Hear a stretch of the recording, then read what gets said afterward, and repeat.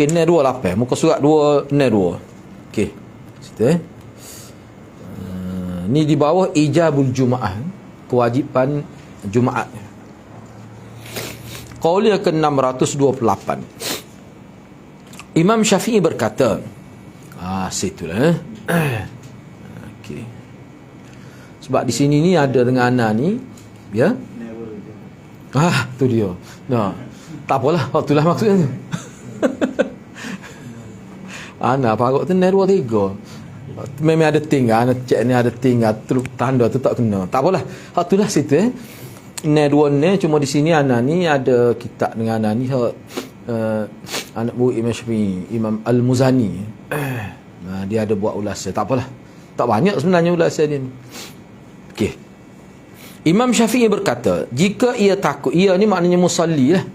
Orang yang hendak menunaikan Jumaat itu.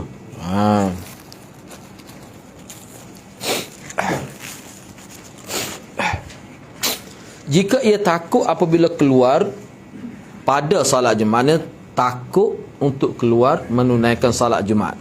Takut tu takut apa? Takut ditangkap dan dipenjara oleh penguasa tanpa kebenaran. Ni dalam keadaan politik yang kucak-kacir lah. Maka boleh baginya tidak menghadiri salat Jumaat. Mana keadaan yang tidak kondusif, tu dia boleh. Takut tu. Misalnya kita kata di bawah kerajaan yang tidak Islam ataupun kerajaan dikuasai oleh ajaran salah. Dulu pernah berlaku mana kerajaan dikuasai oleh Mu'tazilah misalnya, ada berlaku dalam sejarah Islam. Walaupun bukan sebuah negara besar, tapi dalam adalah berlaku. Tak apalah. Cuma di sini Imam Syafi'i rahimahullah dia buat satu andaian mana keadaan yang tidak kondusif, maknanya kita kata pemimpin yang zalim, boleh jadi setengah-setengah rakyat yang dianggap menentai dia ni, mana dia akan tangkap. Jadi timbul ketakutan pada setengah-setengah rakyat. Kalau takut sampai peringkat begitu, Imam Syafi'i kata ada keharusan. Dia benda-benda gini biasanya ulama dia tidak guna istilah sunat lah, harus saja. Kalau kita perhatikan dalam kitab-kitab begitulah, mana harus untuk tidak hadir salat Jumaat. Namun apabila penguasa hendak memenjarakannya kerana adanya hak seorang Muslim yang terzalimi, seperti penumpah darah atau hukum hudud, maka tidak ada kelonggaran baginya untuk meninggalkan salat Jumaat. Mana kalau dia ada buat kesalahan menyebabkan kerajaan nak tangkap dia, mana kesalahan itu daripada dia lah. Mana tak gugur tu tanggungjawab salat Jumaat. Mana dia yang zalim, mana dia kena pergi juga. Mana kalau dia tak pergi tu, maknanya berdosa lah dia tu. Itu maksud. Supaya ni lah kita kata isu talak misalnya, akan datang kita bincang lah. Isu mana isu talak misalnya. Talak ni kita kata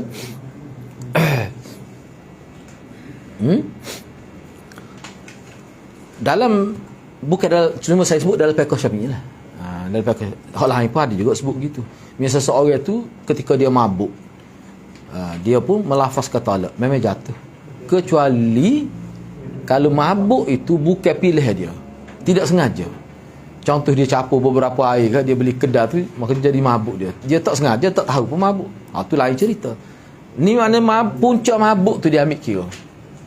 Jatuh. Ni pun kira-kiranya maknanya berlaku kezaliman itu bukan bagi pihak kerajaan lah. Bukan daripada pihak kerajaan. Ataupun situasi itu dia tak terlibat. Ini antara yang disebutlah. Dia begini, keadaan tidak kondusif itu kalau hak tadi maknanya kerajaan zalim, akan ditangkap dia begini-begini, misalnya berlaku begitu, sedangkan dia tak bersalah pun, itu tak wajib lah. Tetapi satu lagi, andaian yang kedua berlaku maknanya keadaan tidak kondusif juga, tetapi bentuk tidak kondusif tu maknanya dia ada buat kesalahan, dia tak ada salah. Orang yang buat kesalahan sehingga kerajaan nak tangkap dia, orang lagu ni ketakutan dia tu tidak iktibar, dia kena pergi, tak gugur kewajipan jemaah sebab punca daripada dia. Ataupun yang ketiga yang kita boleh pecahkan masalah ni, maknanya dia tak terlibat pun, tapi di situ berlaku fitnah. Mana dia lebih berkeyakinan dia tidak akan ditangkap sebab dia tidak terlibat. Cuma ada berlaku di kalangan masyarakat tu ya zalim, jadi kerajaan tangkap. Ni musim ni mungkin musim peperangan lah ni. Jadi kalau dia tubik pun kerajaan tak tangkap dia. Tapi keadaan tidak kondusif. keadaan kucak kaki juga. Tu wajib juga. Sebab tu kalau kita perhatikan di sini, takut tu atas diri dia. Ataupun keadaan tak selamat, misalnya sebagai contoh, kita ambil lagi, pecah lagi masalah. Misalnya banyak dah, ramai dah kena jenis peluru sesak misalnya. Jadi kebimbangan itu tinggi tu.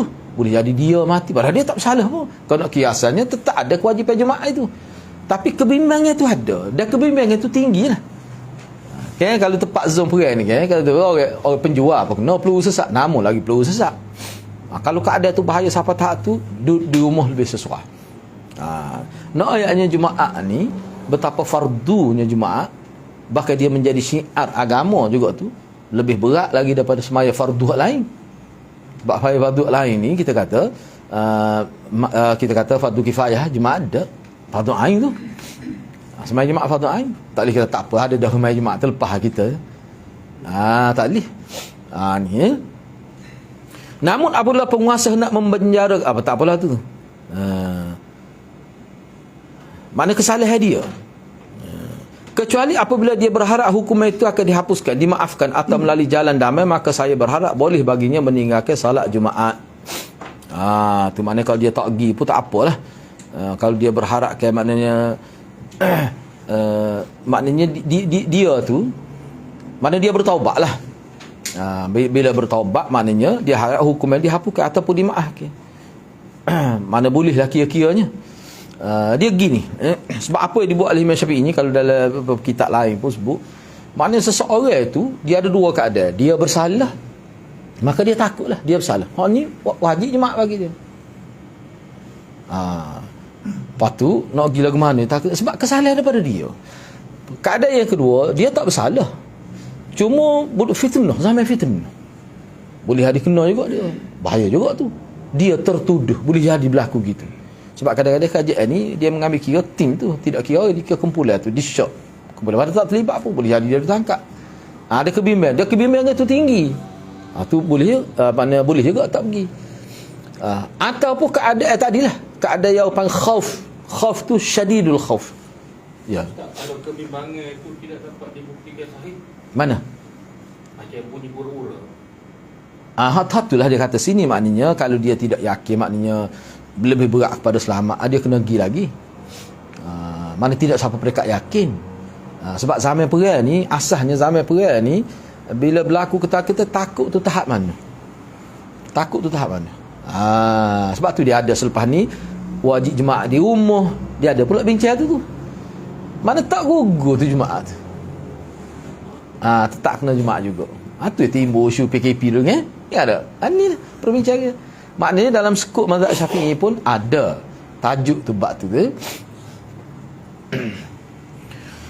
Dia sebenarnya isu perang ni luah bincang kalau rujuk dalam internet. Tak tahulah bahasa Melayu tu, sebab saya tengok dalam bahasa Arab tu memang ulama bincang panjang. Jadi anda boleh simpulkan begini, ketakutan tu dia ketakutan atas diri sendiri. Kajian nak tangkap tu tidak kita wajib mak. Lepas tu masalah salah tu lagu mana? Sebab tu benda ni misalnya kata dia tidak salah walaupun dia pemberontak, sebab kajian tak betul. Dia tak, bagi dia tak perlu pergi. Sebab tu banyak perkara mana kita kena ada ilmu lah. Kena ada ilmu. Jadi dalam kihzum, sebab dia bila kata zaman perang ni ketakutan tu dia tak sama. Ni takut, dia tak salah pun, dia rakyat biasa, dia takut juga. Takut peluru sesak. Sebab ada musuh-musuh ni dia bukan nak tembak tentera saja. Dia nak menakutkan rakyat dengan sengaja. Rakyat pun dia tembak. Terbukti begitu. Atas rasa yakin saja. Tu tak boleh. Mana keadaan. Bahkan kerajaan pun boleh tutup masjid. Tak benar. Bahaya lah. Misalnya kalau di Masjid Kerisi, anda pernah pergi, berapa lama tak sembahyang Jumaat? Bimbang lah. Ada berlaku gitu. Nak macam mana? Kita pergi pun ada kesal, tembokkan lagi nak di setengah-setengah dia punya dinding dia tu. Jadi keadaan itu.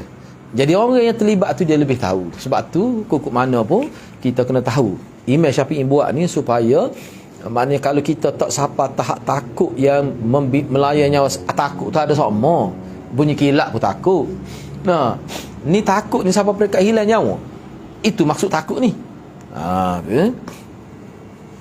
Dan biasanya kalau dalam kitab bila sebut takut, dia berkait dengan keadaan yang peperangan, pencerobohan, misalnya contohnya maknanya kalau di kerajaan Isytihad kawasan itu ada rima terlepas misalnya. Takut tu tak berani tu. Nak buat lagu mana? Sebab tu di sini kerajaan itu main peranan. Mana bila kerajaan Isytihad kata tak ada dah. Mana hak kerajaan Isytihad sebenarnya kerajaan tarik balik kerana harimau apa telah ditangkap misalnya. Sebab dia begini, kalau dalam kitab klasik ni dia satu qaryah tu dia tidak seperti kita. Qaryah maknanya boleh jadi qaryah tu ada 50 keluarga. Jadi satu kawasan komuniti yang sempit. Enggak dulu dengar ada hutan dah. Bila Isytihad kita takut nak tobik malas tak tobik. Malas tak tobik. Kalau keadaan begitu bahayalah. Kan kita tengok dalam internet tu kan. Rimau duk berjalan di pekan di kampung kecil tu. Kan? Tengok dah. Lari baru nak sehari tu. Tu saya tengok kalau rimau ni kena ciri dah biasa ni. Sebab nampak tu tidak tekan. Dalam keadaan tu kira dah bukan zon pun kan. Termasuk jugalah. Sebab tu kajian akad Isytihad tak ada dah. Dia punya ancaman binatang buah tak ada. Kajian tu bila Isytihad tu kembali wajib semula lah.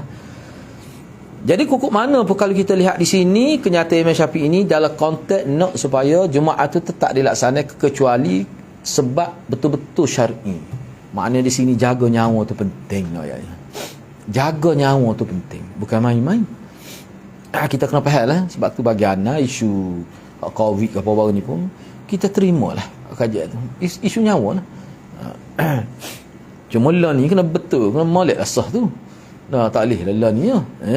Jadi tak pandai pula kekok jadi nak pada masuk alasah. Tu tak kena tu. Tak pergi. Tak terima masalah betul. Tak pergi lah. Memang mana-mana pun memang merosuklah peraturan kaedah Jumaat.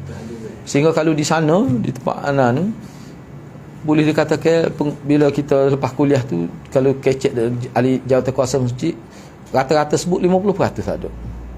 Boleh kata begitu. Sehingga tu anak kata maknanya kena kempen semula lah. Kempen semula. Sebab dia kata endemik tu maknanya bukan berakhir 100%. Tak apalah tu ya. Seterusnya, 929 Qaul 629 Imam Syafi'i berkata, apabila ia tidak hadir kerana hutang disebabkan oleh kesulitan hidup, maka dia diberi kelanggaran meninggalkan solat Jumaat. Tu kan. Baik.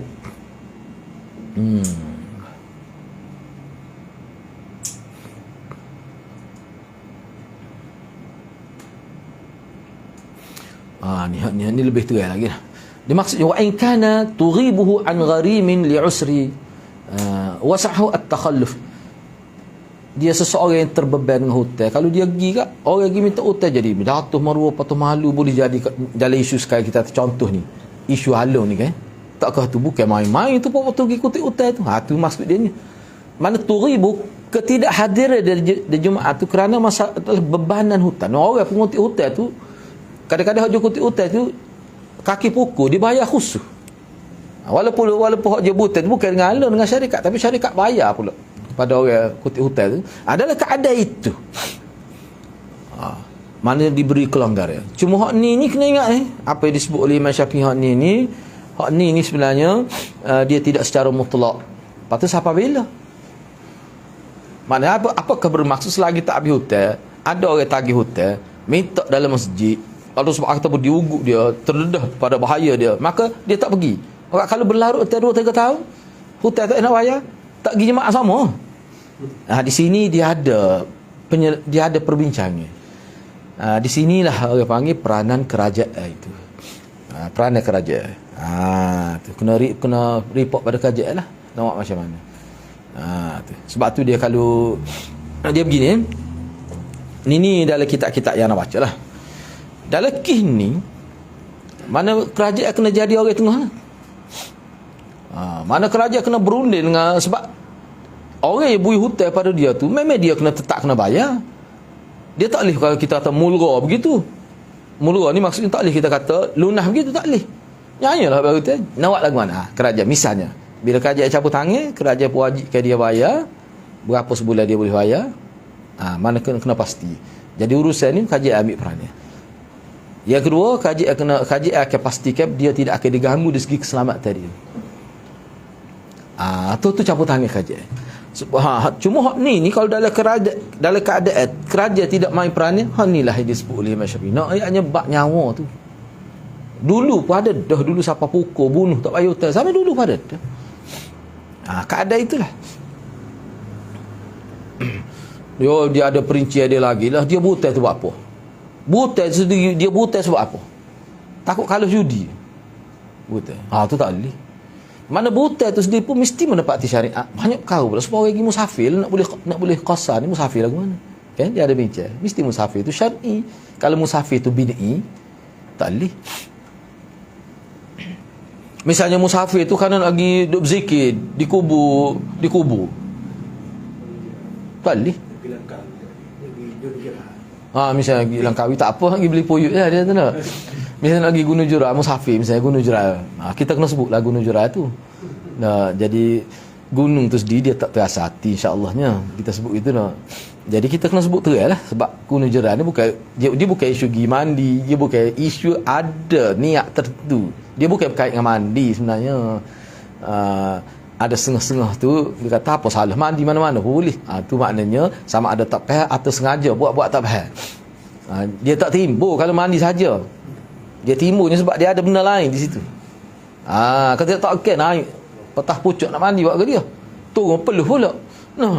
Dia ada maksud dia. Tak mandi saja dia jerai sedap lagi. Jerai sedap lagi. Banyak lagi tempat lain apa pergi situ. Dia ada maksud lain. Maksud tu lah. Jadi sebab tu dia ada istilah dalam agama, kalau dalam isu-isu tidak jelas kemungkinan berlaku, dia panggil sadduz zara'i.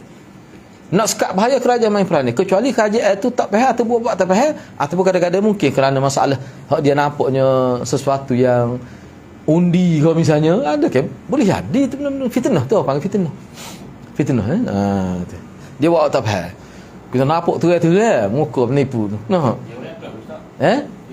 Promosi tu pun jerai. Lagi tu kan? Kalau gitu lagi tu kan? Tu tak boleh, bahaya. Dia beginilah mudahnya. Sebab tu kita tak boleh tinggal cara hidup sahabat. Sayyidina cabut pokok tu buat apa? Ingat tak cerita Sayyidina? Semua orang tahu. Pokok tu dulu pernah Nabi bila lalu, Nabi berhenti, berteduh. Puak Rainar, pondok tempat kita dulu, wakah, berhenti. Tak ada apa pun. Mana-mana pokok boleh buat gitu. Tapi bagi setengah-setengah orang bila kait dengan Nabi, dia mari satu perasaan. Mari perasaan ada berkat. Perasaan dia tu. Jadi Sayyidina ni sebagai seorang murabbi umat ni, dia tengok, mana nampak pakat ada orang situ. Pakat pergi mandi situ. Dia tengok bahaya. Dia fikir dari sudut syirik itu. Mungkin tak berlaku lagi. Masalah kita, dia nak jadi berlaku dulu. Semua begitu. Kena utuh dulu bangunan tu, baru dia itu. Orang kita stay, biar jadi dulu syirik, biar amal mati kat dia syirik. Ni kerajaan yang tidak bertanggungjawab. Sebab tu saya guna istilah mudah. Kita ni orang otoriti agama ni, dia kena syirik tu pada tunas dia tu lagi, pada buti dia tu lagi. Jangan siapa sudah tubik buah syirik tu, bawa kita nak tebal pokok tu, sudah berakar umbi. Kalau orang jabatan pertanian, orang mahir, dia tengok putih, dia tahu dah ni syirik. Kalau tidak tak jadi pegawai pertanian lah, nanti buah dulu baru boleh hoyak pokok gapa hamba baru boleh. Jadi kita kena faham tu. Jadi kerajaan ni orang panggil politik Islam, moto dia siasatud dunya, hirasatud din wa siasatud dunya. Moto politik Islam, jaga akidah. Itu mana hirasatud din, jaga akidah, jaga agama, wa siasatud dunya, dan urus takbir dunia. Itu moto politik Islam. Dia bukan politik ni gitu saya tidak. Dalam Islam ni tujuan paling besar nak jaga akidah. Jadi bagi seorang pemimpin itulah tu. Baik, mana kalau pergi situ tu tak dapat kelebihan tu, tak boleh. Jadi isu hutan ni beratlah sebenarnya. Setengah orang tu siapa kena bunuh, dipotong anggota, maknanya berlaku jenayah pula di situ. Jadi boleh melayannya. Kalau siapa tak tu, dia boleh ada kelanggaran untuk dia. Cuma perkara ni perlu disesah. Dia tak boleh biar gitu saja. Tidak boleh jadi alasan siapa bila-bila begitu. Qaul yang ke-630 630, Imam Syafi'i berkata tidak wajib salat Jumaat bagi seseorang yang belum balik, wanita dan seorang hamba. Namun saya menyukai bagi hamba apabila diizinkan oleh tuan dia pergi salat Jumaat. Tuan dia izin. Demikian juga bagi orang yang telah tua renta, memang tua sungguh lah, syekhun kabir. Kalau Kelantan kata tua kedek, tua bangka lah, tua benar, sehingga dia tak boleh nak pergi sarai dah, kena orang tolong. Atau kanak-kanak apabila mereka diizinkan oleh ibu bapa mereka lah. Dan saya tidak mengetahui salah seorang dari mereka dianggap berdosa kerana meninggalkan salat jemaah. Mana kalau anak-anak kecil tak pergi sekali dengan bapa pergi, yalah, kalau kita bawa zaman kita boleh balik penculik kia misalnya. Tu kalau kanak-kanak tu. Kalau berlaku gitu, tak berlaku tak apa. Ataupun anak kecil, kalau ibu bapa tak pergi, boleh jadi mengganggu orang semaya tanpa kawalan ibu bapa. Orang tua benar lah, orang tua benar ni. Bagi saya, kata Imam Syafi'i, bagi saya tak berdosa kalau mereka tak pergi jemaah. Tidak berdosa kerana meninggalkan salat jemaah. Maknanya kena semaya zuhur.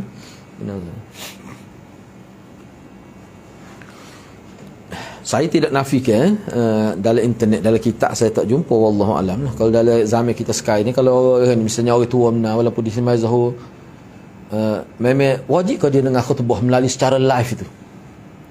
Sekarang ni khutbah boleh secara live dengan telefon, TV dan lagu mana. Setengah ulama kata lebih baik dia dengar juga khutbah. Sebab khutbah tu sebenarnya asal fungsi khutbah Jumaat ni mendedahkan isu semasa yang berkait dengan masyarakat setempat. Molek walaupun dia Zuhur tak ada khutbah, tapi molek dengar atas rasa molek, tak wajib, tak ada kata wajib. Moga dia tak mai Jumaat dah. Molek dengar lah. Dalam kitab dulu tak bincang pun. Seterusnya qaul yang ke-631 ya.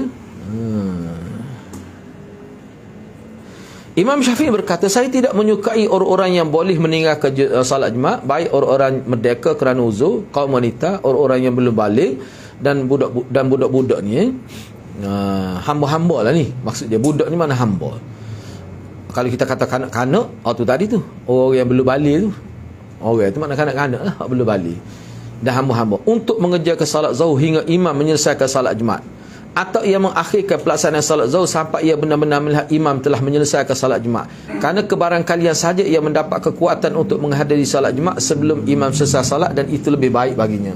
Jadi bagi orang yang tak boleh pergi, orang-orang tadi, orang tua sungguh lah, maknanya tak boleh pergi sendiri, ataupun kanak-kanak yang perlu kawalan ibu bapa, ataupun orang sakit boleh pergi tapi orang bawa. Orang-orang ni kalau dia nak sembahyang zuhur, dia nak sembahyang zuhur waktu mana?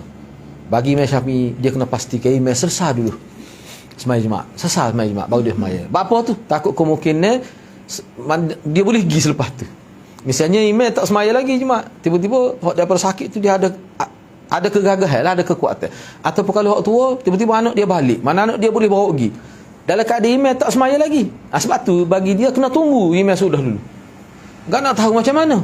Tu imam, moga zaman dulu tak ada WhatsApp, tak ada live, dia pun tak tahu, tak ada pembesar suara, nak tahu lagu mana. Dia kena andaikan. Biasanya sembahyang jemaah aku apa, bila dia sudah yakin selesai sembahyang jemaah, baru dia kena sembahyang zuhur.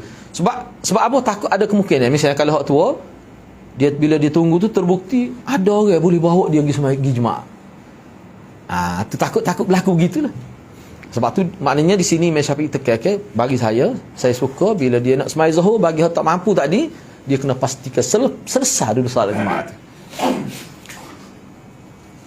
Ini kerja ulama fiqh lah, bincang secara detail begini. Dalam hadis Nabi tak sebut begitu, dalam Quran pun tak sebut detail gitu. Idza nudiya lis-salah, bila di sana fas'au ila zikrillah, zikrillah tu makna salat jemaah. Gitu ya sebutnya, maknanya wajib. Jadi pelaksanaan wajib tu macam mana, dan hukum wajib tu dia boleh gugur jadi tidak wajib dalam situasi macam itu. Faqih, orang fiqh lah fikir berdasar pada kepahaman mereka terhadap Quran dan hadis, dan dia faham maksud. Sebab tu nak jadi mujtahid ni payah. Nak jadi mujtahid ni payah. Mana ulama yang kelas tu juga iktiraf. Sehingga zaman kita ni sekarang ni, kalau kita tanya siapa dia ahli mujtahid zaman lah ni, payah kita nak sebut. Tahun 90 awal, tahun 90 tu saya pernah tanya guru saya, pada pandangan ustaz agak-agak lah ni siapa ni? Dia kata ana pun tak pasti, cuma kalau adanya ni secara peribadilah, kalau tak betul tak apa. Dia kata mungkin Dr. Yusuf Qardawi lah, kalau nak sampai tahap tu zaman tu. Setakat duk tengok pada buku-buku dia tu, tu kalau nak sampai situ pun, maknanya payah. Sebab dia orang panggil apa, kriteria dia tu untuk diiktiraf tu kena perlu apa ni, kita tahap tinggi lah. Ciri-ciri dia tu tak boleh nak main-main.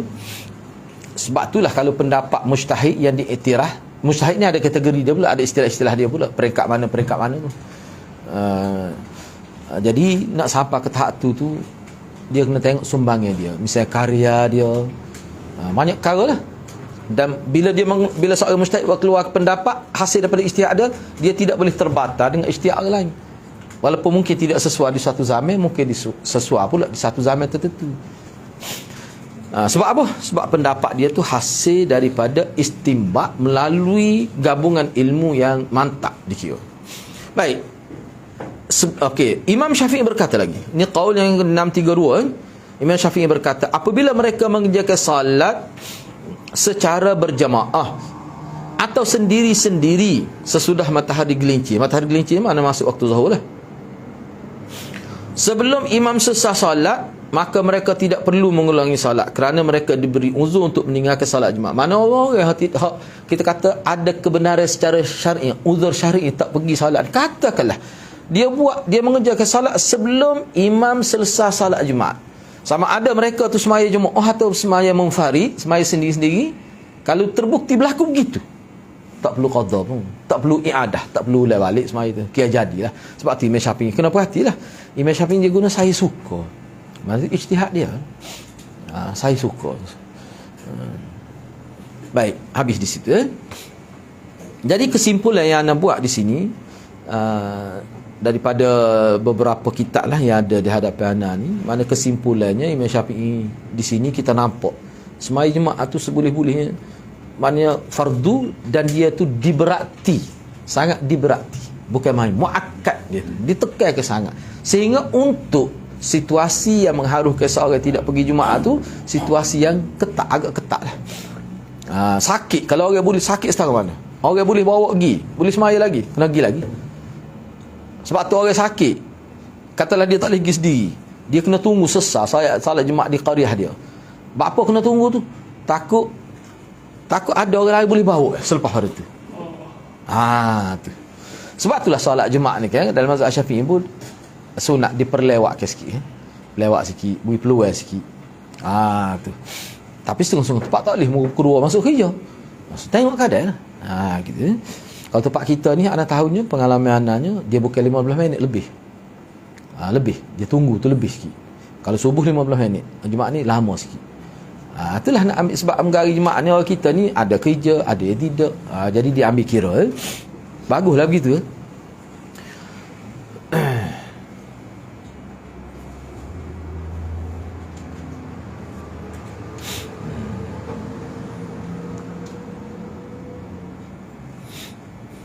Sebab dia ni Syekh Muzani dia klasik, susunnya dia pun dia kat Malik, kalau dia tidak ada perenggan apa, dia macam style susunan lama, kita klasik.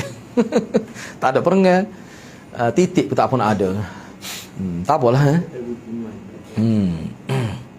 Baik, kita pergi pula kepada tajuk seterusnya. Al-adadul ladzi idza kanu fi qaryatin wajabat alaihimul jumu'atu. Al-adadul ladzi, tu kalau asal dia lah, anda cuma berdasar pada asal dia. Al-adadul ladzi idza kanu fi qaryatin wajabat alaihimul jumu'atu. Bilangan orang-orang yang apabila mereka berada pada satu qaryah, wajib atas mereka salat. Mana bilang? Kita nak bicara bilangnya, mencukupkan dia punya bilangnya qarum jumu'ah tu. Mencukupkan bilangnya jumu'ah berapa? Sebab dalam mazhab Syafi'i dia tarjih 40. Okey, cuba kita tengok di sini. Qaulnya seterusnya, qaul saya tak tulis di sini 633 betul 633. Dia berkenaan dengan jumlah ni dia berbeza pula, khilaf pula. Imam Bukhari lain, dia tak sama